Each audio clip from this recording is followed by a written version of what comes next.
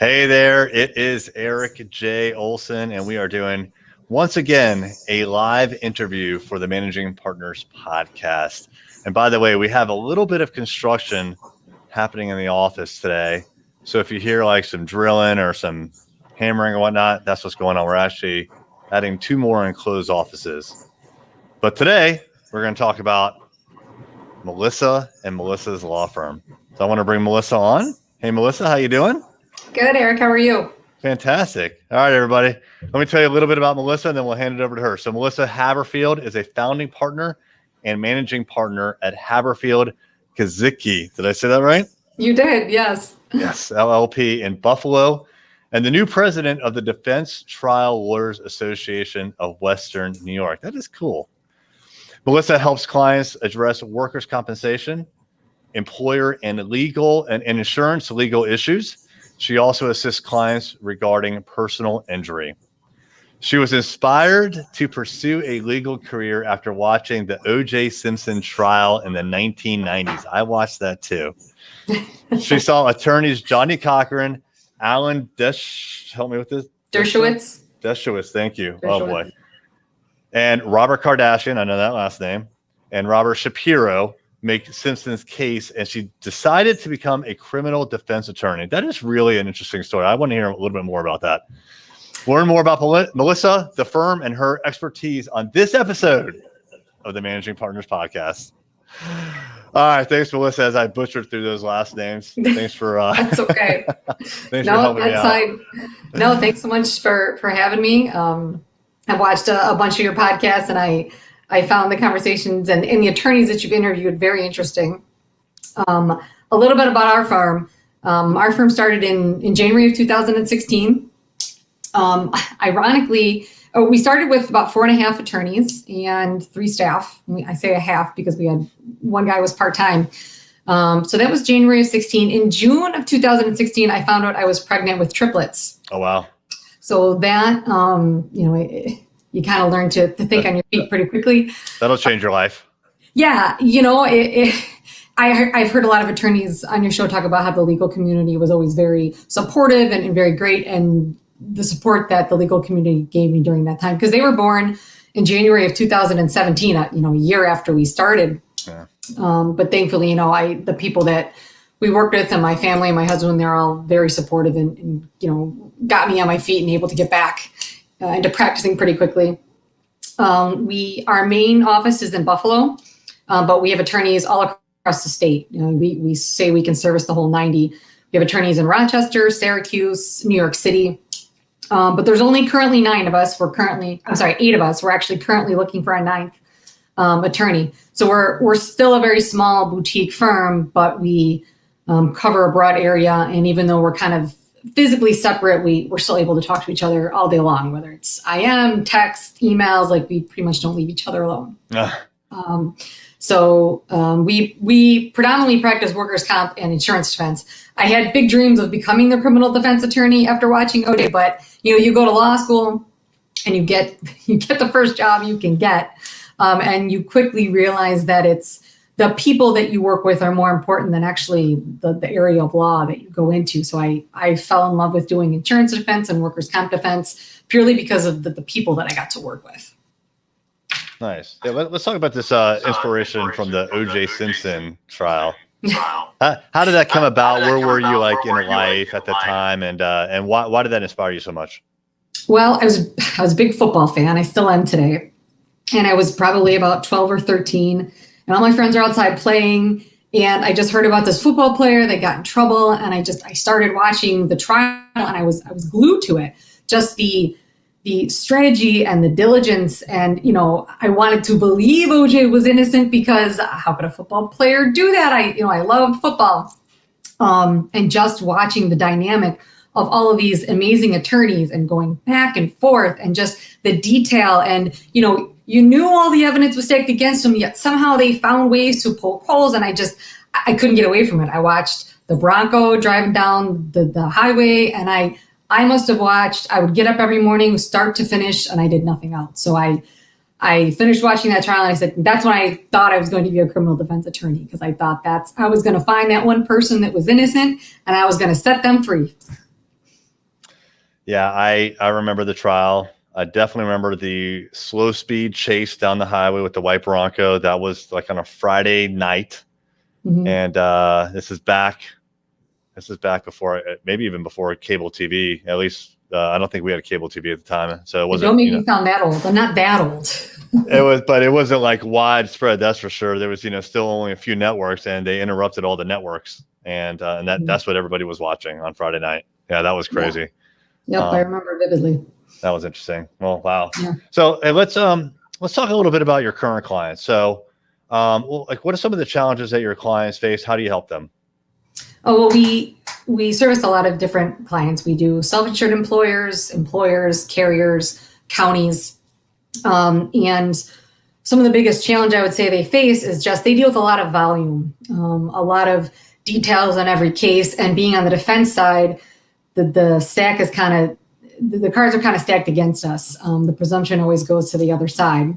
Now, the other side might disagree with me. Ironically, my husband is a plaintiff's attorney, so he views things completely different than I do. And, who wears the white hat versus the black hat, but there's a lot of detail that goes into every single case, and I think finding the right team around you to put up the right defense is probably the most challenging thing for a lot of my clients, because you got to have someone who's got the same thought process, the same values, the same approach. And once you get that team and you put it together, then it becomes a lot more effective, streamlined process. Mm. Now, but before a client reaches out to you, I'm sure sometimes, they're interacting with lots of people. They probably make mistakes, authorities, insurance agents, all sorts of folks. What are some common mistakes that they make when they try to solve their own problems before they contact you? I suppose common mistakes are just maybe not knowing what they're looking at just because it's not their area of expertise. So that's why, they come to us, they say, hey, we got this situation. What do you think? How do you evaluate it? And a lot of these clients have become our friends. We've become very close with a lot of them. We've gotten great relationships with them, and that really helps us get through a claim or get through a file, and you want to do really well for them because you've developed these relationships. So even though I call them, we have clients that are self-insured employers or counties, some of these people have really become our friends, and it makes it a lot easier to solve these problems and to get through these issues because, you get to go to work with your friends. One client of mine, we share a love for Britney Spears, and every time I see a song on the radio, I snap her just a little picture of it. And it's just, this job is hard, and doing little things like that kind of help you get through the day and say, it's okay, our song Lucky's playing. It's going to be a great day. And just get through whatever problem is together. It can humanize all of the technical aspects of the job, huh? Yes, absolutely. I think you need that element, or you get lost in all the crazy stuff. We actually have a couple of questions that have come in. Let me switch over here. So from Sean Ragsdale, how does your law firm tackle fraud issues using social media techniques? Well, we do a lot of fraud, especially in workers' comp, and a lot of times we utilize claimants' own media outlets. You look at their Facebook, we look at their Instagram. I feel like I've been on the cusp of, with how old I am, just learning how that social media works. So I've learned a lot from how to pull something off of someone's Instagram, how to preserve it, and then utilize that later. They say, I don't know, I didn't go to that concert. Well, yeah, you did. I pulled it off to Facebook a couple of weeks ago before you realized I was looking at it. So, claimants kind of get in their own way sometime in that regard. Yeah. And people will put everything on social media. Yeah. So I'm sure that's a really good place for you to go to find evidence, right? Yes, absolutely. And then we have a comment here from someone I'm guessing Kyle. You're my favorite, Melissa. Thank you, Kyle. Oh, that's great. All right. So clients, how do you go about getting new clients right now? Well, it's been a very organic process since we opened. We're not a big flashy firm. We don't put our faces up on a billboard anyway. It's kind of by word of mouth. We work really hard for our clients. Like I said, we establish these relationships with our clients, and they kind of pass on the good word for us. And someone calls us up or we meet someone through some way, and we realize we both have the same approach to things and the same kind of core values as to how you handle cases. And it just kind of organically happens. we're very fortunate that we get to work with a lot of great clients, and we're very fortunate for who we found so far. That's great. Yeah, I mean, certainly referrals, word of mouth is the best kind of advertising you can do. But as far as like dedicated marketing, whether it's for new clients or even for existing clients, or to try to get those referrals, is there anything that you're doing from a marketing or even advertising standpoint to try to kind of like increase the referrals, or do you have a program where you ask for referrals on a particular frequency, like when you're at the beginning of a case or midway through or something like that? We don't have any type of set referral process. We have a lot of conferences in our industry that we'll go to, and that kind of helps us just foster the relationships that we have. We meet new people there. There really isn't a very aggressive approach to the marketing, just because, like I said, it happens organically for us. And I feel like if that's been working for so long, I don't want to change it. We're not pushy. We're not overly aggressive. If someone needs us, they tend to find us, knock on wood. The clients that we do have are also doing so well that when they grow, that helps us grow as well. That's awesome. Support them. Grow with them. Definitely. That's great. Yeah. Well, cool. What is on your agenda for the next couple of years? Are you planning on growing the firm or kind of keeping it where you're at? I know you said you're at 8. You're looking for the 9th, I believe. 9, right. Yeah. Growth is a tricky thing, and you can grow in all different kinds of ways. You can grow by number of people you have in your firm, by number of clients. You can grow by efficiency. Right now we are looking for another attorney to join us, just because we work hard to try and hit that work-life balance. We need to be very attentive and on top of our clients' files, but at the same time, you can only work people so hard before they break, and you have to make sure that they work hard and then they get time to play hard too. So a lot of the people in our firm have families. They have a lot of interests and stuff that they like to do outside of work. So we have found that if you allow people time to do the things that they love outside of work, they give you even more when they're working with you. So that's why we're kind of looking for someone else to kind of add to our team. We're very picky, just because the core that we have right now is just they're amazing, and you got to keep the environment what it is. So growing people-wise is difficult because it's hard to find that right fit. Mm-hmm. But at the same time, you got to keep the people there sane for what you have. So, we want to grow with another attorney. We want to find ways to be more efficient for our clients. And I think one of the biggest things you gotta look at when you're growing as a firm is being willing to pivot and recognize when things aren't working, but also recognize when things are working and keep those things in place. It's a game of seeing the forest through the trees, and sometimes decisions you make aren't always a popular one, but it's the one that's best for your firm. So those are just to kind of get back to your question, different ways you can grow and just different ways to do it. Yeah. You mentioned being very picky about who you hire, and I think that's extremely smart. We have a saying around here that when we're interviewing someone, if it's not a hell yes, it's a no. Right. Mm-hmm. So if we're like, well, maybe this person could do it, or I don't know, then it's a no. Right. Mm-hmm. So, yeah. And that's worked out very well for us. Yep. I did do a little bit of background on you guys before I agreed on. You guys look like you have a lot of fun, and you have a nice group of people there too. Because like I told you, I'm Italian. I like to talk, but at the same time, I'm like, I got to make sure this Eric guy is easy to talk to, or this is going to be a struggle. So, you guys have I done all right? Yeah, you're doing great. Yeah, thanks. Same philosophy that we do. I've got another question here. This is from Sean, who by the way is one of our teammates. Is there a consistent trend, or does anything stand out when defending for workers' comp? What's the usual plaintiff scenario or charge? The consistent trend is the presumption always goes for the plaintiff or the claimant, depending on what kind of case you're dealing with. So you have to find unique ways to defend the case. You got to kind of put on your Johnnie Cochran hat and find ways to poke holes in what their story is, because I'll take example for a work case. A claimant is at his work. The presumption is, it's a work-related injury. So you got to find ways to come up with a detail or pick a detail or try to find a witness to support your side. And you got to really shift that burden back to them to really try to establish your case. And you have to stay diligent with it, because many times we do lose. But it's all about, setting a standard and trying to show that, if this employer is going to fight this case, they're going to fight the next one. It's just not, open season here. Sometimes it's just about setting a standard and setting a trend, and defending your client overall instead of each individual case. Let's say that you had a client that you defended maybe twice, right, for two separate cases. Sure. How would that get to, say, like the third case, or how would that influence the third case? Is that something like maybe you would let the other side know, hey, we've already defended against the same kind of thing twice, or is it just, the reputation that you and your client have together in defending these kinds of cases? How do you leverage that for the next case? Sure. Well, a lot of times it'll be in front of the same judge.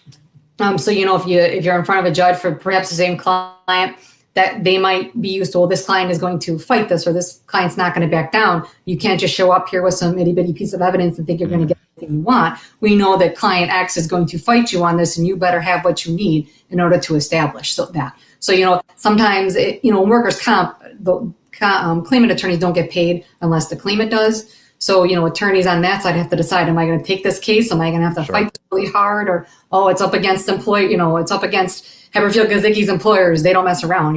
This is going to be really hard to get what we're trying to get to. Do we want to deal with this type of deal? Gotcha. So, you can set a reputation. At the same time, you got to have a reputation of being reasonable and understanding what battles you got to fight, because, it's a small legal community and we're all in this together. And if you're constantly combative or you're fighting things in the wrong way, you lose your ability to establish that relationship with the other side, which is also very, very important. Interesting. Kind of picking your battles, huh? Right. Yeah. What are your plans for post-COVID? As COVID's kind of winding down and masks aren't mandated as much as they used to be. Seems like people are starting to kind of come back into the office a little bit. What are your plans for that? Well, we're hoping to get back to some more of the conferences that we have with our clients and prospective clients. Ironically, before COVID, the workers' comp side of things, they had the option to be completely virtual. So we kind of went into COVID already with the ability to be virtual. So coming out of it virtual, nothing really changed for us, which was nice in that regard, because, we have people all across New York State. It will be nice to actually get back into the courtroom and see judges' faces and see people's faces, to establish, reconnect, and get a rapport with people. I think that's very important, that we've been so disconnected for so long. Actually see somebody's their face and see them smile. Yeah. That's a whole other level of connecting versus, I feel like you and I have now bonded over this podcast, but it would be completely different if we were sitting in the same room next to each other. Your relationship fosters so much better in that way. Absolutely. Yeah, I'm with you 100%.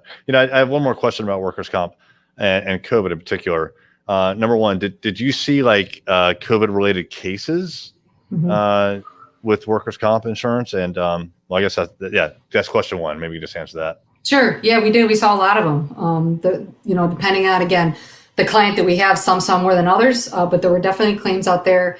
A lot of them were successful. I would say for the claimant side, only because New York State set a bar a lot lower for those claims to reach, because, COVID was this big scary thing and everybody wanted to be taken care of. And, everybody did want to take care of each other. You'd be surprised. A lot of employers want to make sure that their employees are taken care of. And, we would help them figure out the best way to do that. So some claimants were just confused as to, they got COVID and they can't go to work. Is that a comp claim because I can't go to work? Well, no, they had to establish that it had some connection to work too. So we kind of worked through those COVID claims together, both our clients, the other side, the judges. I mean, we were all kind of like, what is this world and how do we get to the end of it? They've obviously now started to slow down now that COVID's gotten a little under control, but we did see a lot of them. I would imagine as the offices open back up, this could continue to be an issue going forward. Probably. Yeah. And in workers' comp law, I mean, COVID aside, it turns over and it changes rapidly. So folding COVID into the mix was just kind of another day in the office for us. It was kind, we're very used to shifting and changing and learning new law very quickly. So I have a feeling that will continue to evolve because, like you said, we're coming back in the office. Things are a little different now. We have a better understanding for what COVID is. So that's probably going to pivot as well. What about the overall volume of workers' comp claims? Did that decrease with COVID since a lot of people were not showing up for work? It almost felt like it increased a little bit. And I couldn't even tell you how that was possible. Everybody panicked and buckled down that everything's shutting down now. People are losing their jobs. We were very fortunate fortunate that we didn't have to lay anybody off, and we were all able to stay working during that time. There was a transition of, now with people going home, if they got injured at home, was that considered a comp claim? And then with, it just kind of created new workers' compensation claims. The insurance defense side, the slip and falls and the auto accidents, that slowed down because people weren't going out, people weren't doing things. But on the comp side of things, that kind of kept going along at a steady pace. And it may have felt a little more frantic because we all had to shift as to how we did it. Yeah. But things stayed pretty consistent, I think, for the judges and both sides, which was great. Very interesting. Well, very cool, Melissa. Is there anything that you wanted to add before we kind of wrap things up? No, I appreciate you having me on. I think, these podcasts that you're having is great for managing partners to get out there, tell their story. I feel like a lot of the people you have on here are very hungry for this work, and I think your company is great. Awesome. Well, thanks so much. All right, Melissa, what is the best way for someone to get in touch with you? Well, if anyone wants to reach out to me, that would be my email, which is just melissa@hknylaw.com. Fantastic, Melissa. Well, I appreciate it. Thank you so much. And if you are a managing partner looking to spice up your law firm marketing, check out arraylaw.com. We are Array Digital, and we specialize in things like websites, SEO, paid advertising, and social media for law firms. All right, Melissa, thanks so much. Take care. Thank you. All right, hang on.